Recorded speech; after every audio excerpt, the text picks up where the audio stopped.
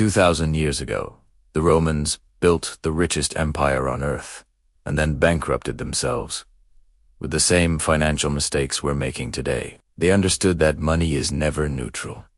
It's a weapon, a promise, and a lie, all at once. See, the Romans lived by certain unspoken laws about how wealth, debt, and value actually worked.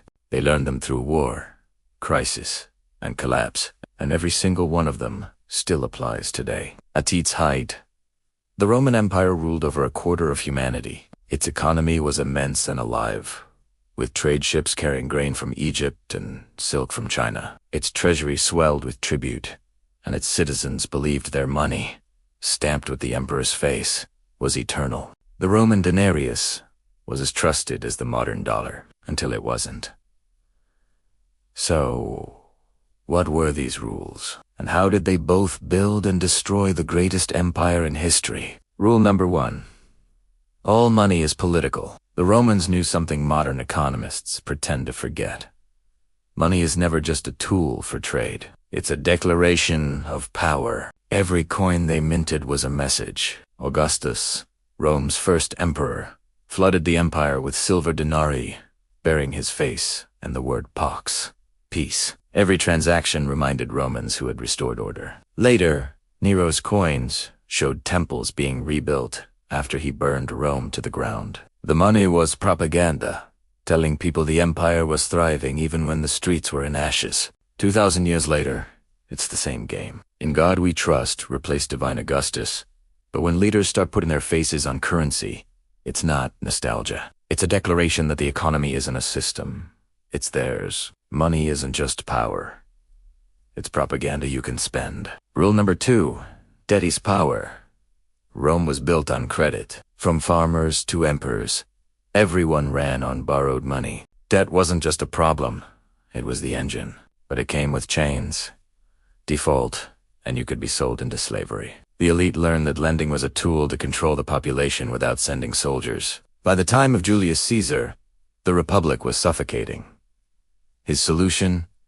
Partial debt cancellation, not out of mercy, but calculation. He needed popular support.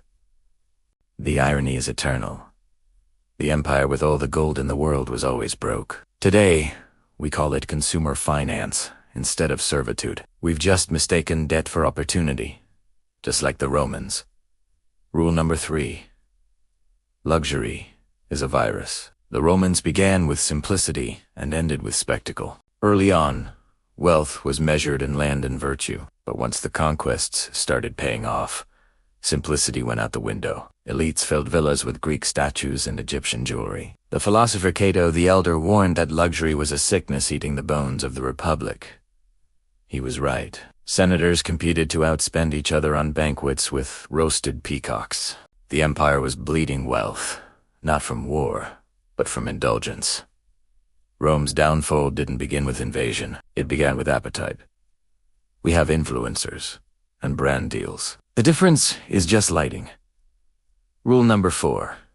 Inflation destroys empires. If debt was Rome's addiction, inflation was its overdose. For centuries, the silver denarius was the most trusted currency in the world. But when the wars stopped paying for themselves, emperors started cheating the coin. Nero was one of the first, secretly reducing its silver content. His successors followed, and by the 3rd century, the denarius was barely 1% silver. Prices skyrocketed. Savings turned to dust. Inflation didn't just raise prices. It broke the social contract. We no longer clip silver from coins. We print digital money from thin air. The method has changed, but the outcome hasn't. And that brings us to the final, most important rule. When people stop believing in money, they stop believing in power. By the 4th century, the Roman monetary system was dead. The denarius was worthless. Trade collapsed, cities shrank, and citizens retreated to rural estates where barter replaced coin.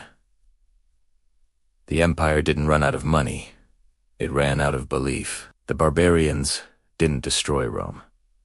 They just walked into the vacuum that inflation left behind. The Romans discovered a hard truth.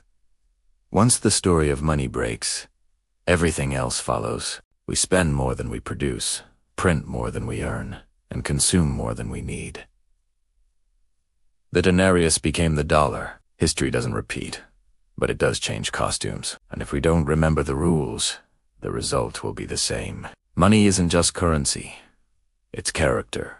Once a society forgets that, collapse stops being a question of if, and becomes a matter of when. If this gave you a new perspective, hit that subscribe button.